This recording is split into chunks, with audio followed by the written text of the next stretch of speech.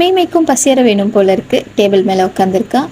என் வீட்டு பக்கத்தில் இருக்க ஒரு நசிலம்மா ஸ்டாலில் நான் பிரேக்ஃபாஸ்ட் வாங்க போனேன். இது அந்த கடையோட ஸ்பெஷல். ஒரு குட்டி நசிலம்மா, அப்புறம் அதனோட நான் ஒரு 3 விதமான குவே வாங்கினேன். அஃப்கோர்ஸ் பிளாக் காஃபி இல்லாத பிரேக்ஃபாஸ்ட் கிடையாது. இந்த பிராண்ட் காஃபி எனக்கு ரொம்ப பிடிக்கும். அந்த 3 விதமான குவேயில் இது பேர் போப்பியா. இது மேலே சாஸோட கொஞ்சம் இனிப்பாக இருக்கும். உள்ளுக்கு வெஜிடபிள்ஸ் இருக்கும். அது நாங்கள் பைத்தமுளை அப்படின்னு சொல்லுவோம். இது தேங்காய் பூ அப்பம், சுருளப்பம் அப்படி சொல்லுவோம். அது உள்ளுக்கு கருப்பு சீனியும் தேங்காய் பூவும் இருக்கும். இது பச்சை கலரில் தான் வரும்.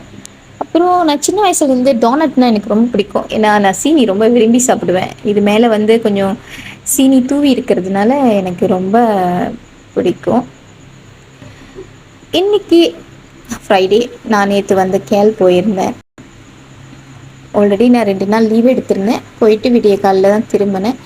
போன முறை நான் ரவாங் போயிருந்தப்போ நான் ரொம்ப ஆசையாக வாங்கின ஹேண்ட்பேக் இது கொஞ்சம் இந்தியன் டச் இருக்கிறதுனால எனக்கு பிடிச்சிருந்துச்சு.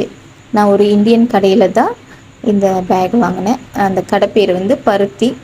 இதில் இருக்கிற இந்த கீ செயின் இதனோட சேர்ந்து வரலை. இது நான் கீ செயினாக போட்டிருக்கேன் இந்த பேக்கில். இதில் இருக்கிற இந்த பட்டன்ஸ், அப்புறம் இதில் இருக்கிற கம்பார்ட்மெண்ட், இதெல்லாம் எனக்கு ரொம்ப பிடிச்சிருந்தது. பெரும்பாலும் எங்கே போனாலும் நான் அந்த கேமரா கேரி பண்ணிட்டு தான் போவேன். கேமரா இல்லாமல் போகிறது எனக்கு எதையோ விட்டுட்டு போகிற மாதிரியே இருக்கும். அதனால இந்த பேக் கேமரா வைக்கிறதுக்கு சரியாக இருக்கும்னு நினச்சேன். இதுக்கு முன்னாடி ஒரு பேக் வச்சுருந்தேன். அதில் எல்லாத்தையும் போட்டு திணிச்சு தான் எடுத்து போவேன்.